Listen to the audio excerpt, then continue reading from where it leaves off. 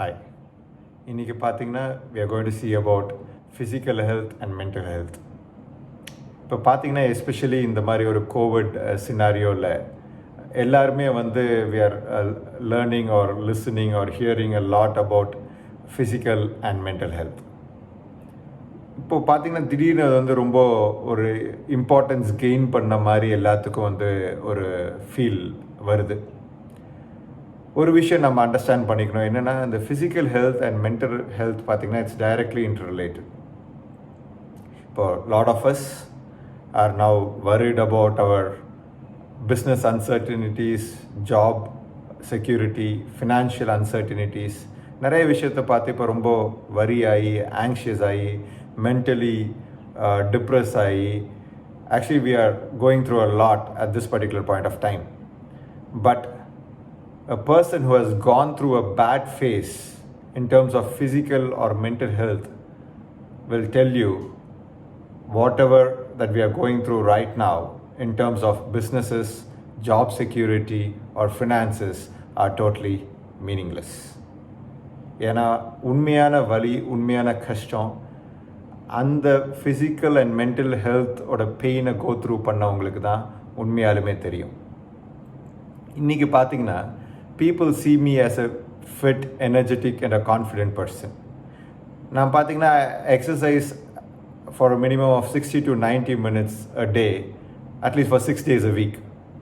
And now a proper diet pattern follow பண்ணுறேன். I don't eat a lot of unhygienic or junk stuffs.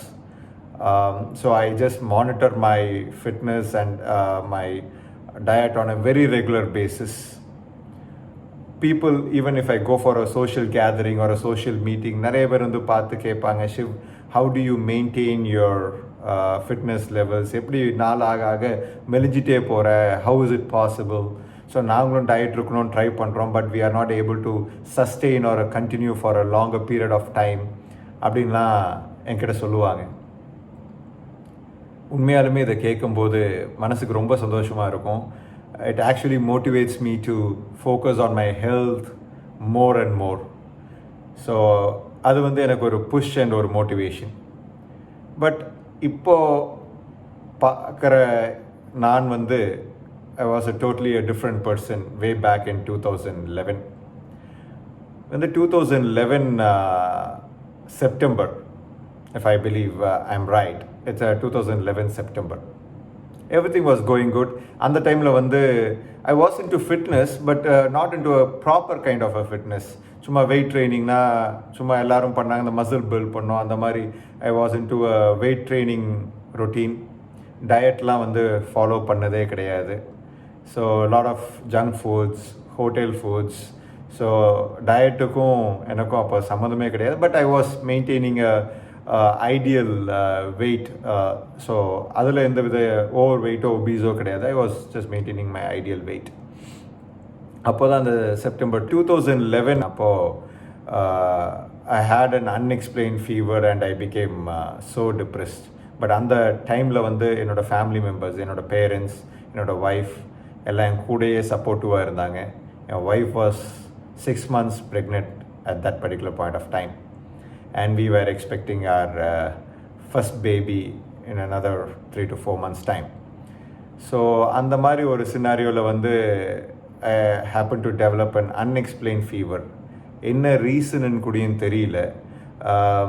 I got tested in multiple hospitals, admitted in multiple hospitals, and யாருனாலையும் வந்து அந்த cause of the fever வந்து they were not able to actually identify.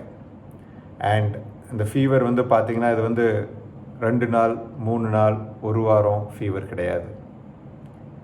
The fever actually was for more than 3 months. And every day I used to get a terrible headache. தலையில் யாரோ வந்து ஏதோ கல் வச்சு அடிக்கிற மாதிரி ஒரு பெயின் எவ்ரி சிங்கிள் டே. தூக்கமும் வராது, body pain, fever. You think about it, and with a 6-month pregnant wife,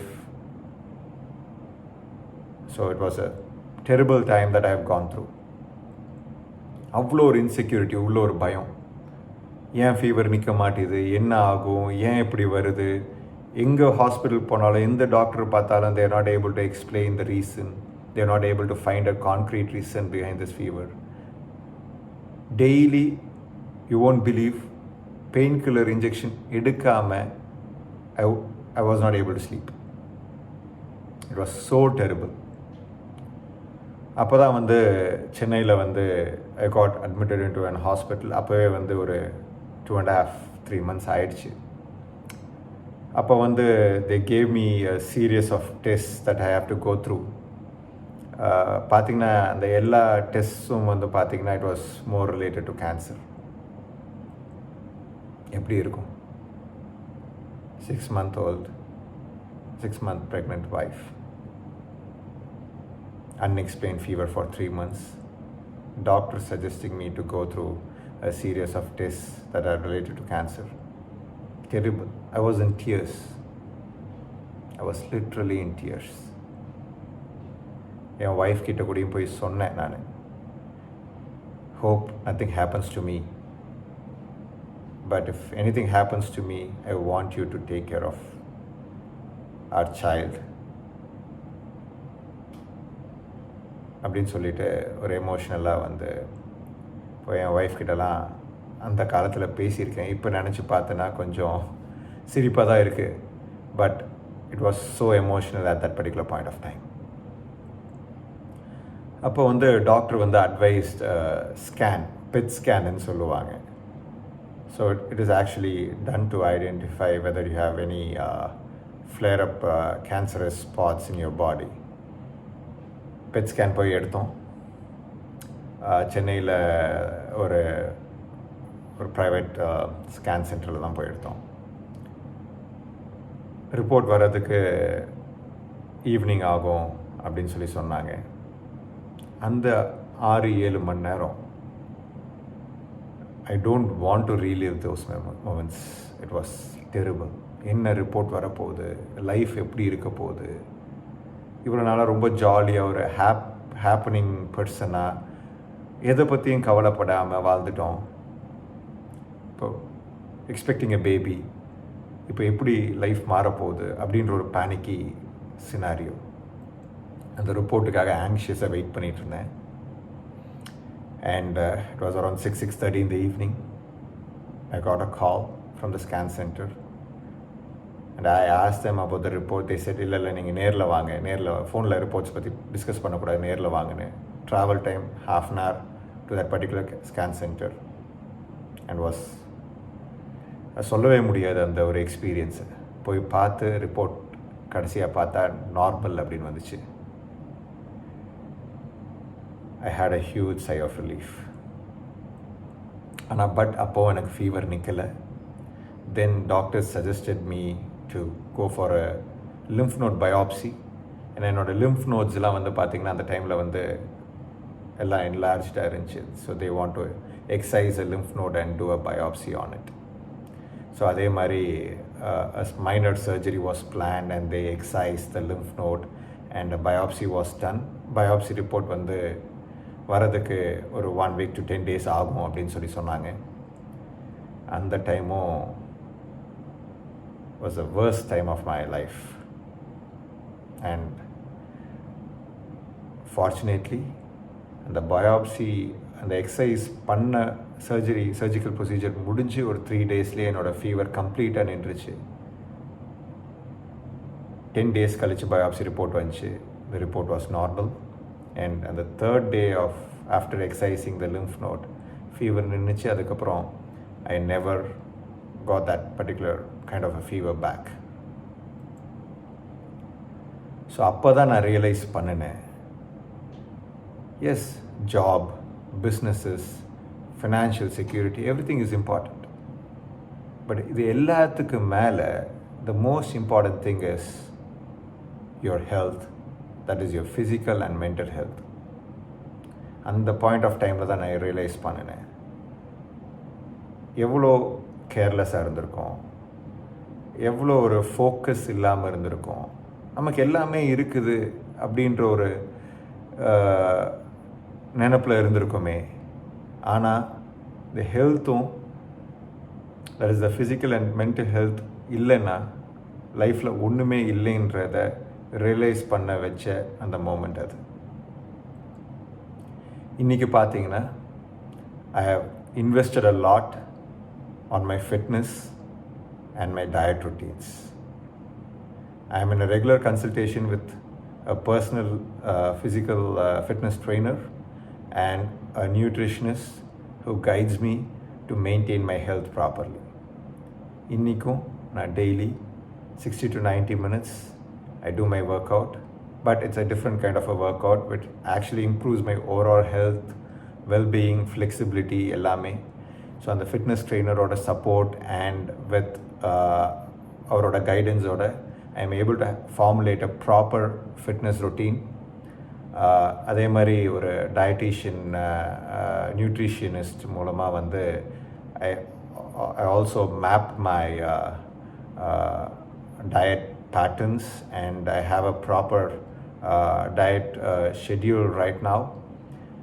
And இப்போ பார்த்தீங்கன்னா I feel much lighter, more energetic and much more active than I was in 2011. So I would suggest 3 tips for you to stay healthy in terms of physical and mental well-being. So tip number 1, daily காலையில் எழுந்திரிச்ச உடனே உங்கள் morning routines எல்லாம் முடிச்சுட்டு get into some kind of a physical activity. ஒரு 45 மினிட்ஸுக்குங்க. It can be walking, it can be jogging, it can be cycling, or if you want to go to the gym and work out, that's also perfectly fine. So involve in some kind of a physical activity first thing in the morning. ஏன்னா நிறைய பேர் வந்து பார்த்தீங்கன்னா காலையில் work இருக்குது, நான் physical ஆக்டிவிட்டியை வந்து நான் ஈவினிங் பண்ணிக்கிறேன் அப்படின்லாம் வந்து they say, பட் அந்த ஈவினிங் வரவே வராது. So don't postpone it. எந்திரிச்ச உடனே உங்கள் ஃபர்ஸ்ட் டாஸ்க் என்னவாக இருக்கணும்னா completing your physical routines or your exercise routines இந்த ஃபர்ஸ்ட் 45 மினிட்ஸ். அந்த 45 மினிட்ஸ் ஆஃப் ஃபிசிக்கல் ஆக்டிவிட்டி எப்படி பண்ணோன்னா கொஞ்சம் உங்கள் கம்ஃபர்ட் லெவல், கம்ஃபர்ட் ஜோன் விட்டு வெளியில் வர அளவுக்கு அந்த ஃபிசிக்கல் ஆக்டிவிட்டி இருக்கணும். கொஞ்சம் எக்ஸர்ஷன் இருக்கணும். பண்ணி முடிச்சுட்டு பண்ண ஃபீலே இல்லாத மாதிரி இருக்கக்கூடாது. கொஞ்சம் அந்த மூச்சு வாங்கணும், கொஞ்சம் அந்த எக்ஸர்ஷன் இருக்கணும்.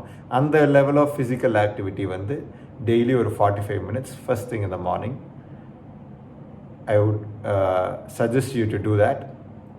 அது முடித்த உடனே ஒரு 15 மினிட்ஸுக்கு do some kind of a meditation or mindfulness techniques, basic breathing techniques. So total எவ்வளோ நேரம் ஆகுதுங்க? 1 hour. So 16 hours the time we are awake, அதில் ஒரு மணி நேரம் உங்களோட வெல்பீயிங்காக, உங்களோட நல்ல ஃபிசிக்கல் அண்ட் மென்டல் ஹெல்த்துக்காக நீங்கள் வந்து டைம் ஸ்பெண்ட் பண்ணுறது வந்து எந்த தவறும் இல்லை. It is going to benefit you and your family a great deal. அடுத்தது 3வது டிப், நான் வந்து I don't eat maida, wheat, refined sugars and dairy. சிரிப்பீங்க வேறு என்ன தான் நான் சாப்பிட்றேன்னு, but take it from me, I feel much more energetic, more active than I was in 2011. ஏன்னா ஃபுட்டும் உங்களோட ஃபிசிக்கல் ஹெல்த்தும் மென்டல் ஹெல்த்தும் டைரக்ட்லி ரிலேட்டட். நீங்கள் உங்கள் ஃபுட் அண்ட் டயட் பேட்டர்ன்ஸில் நீங்கள் சேஞ்ச் கொண்டுட்டு வந்தீங்கன்னா அது எந்த அளவுக்கு பாசிட்டிவாக உங்களோட ஹெல்த்தை வந்து இம்பேக்ட் பண்ணுதுன்றதை கண்டிப்பாக நீங்களே வந்து you will see it. So இது நாளையும் நான் உங்களை விட சொல்லலை, but at least you can try avoiding one of these and you will see a difference within a month or 2. So இந்த 3 டிப்ஸையும் I would suggest you to follow. And once again, I want to re-emphasize that your physical and mental health are interrelated, and without your physical and mental health, என்னதான் finances, job security, businesses இருந்தாலும் it is not going to be meaningful. Thank you. Thanks for watching.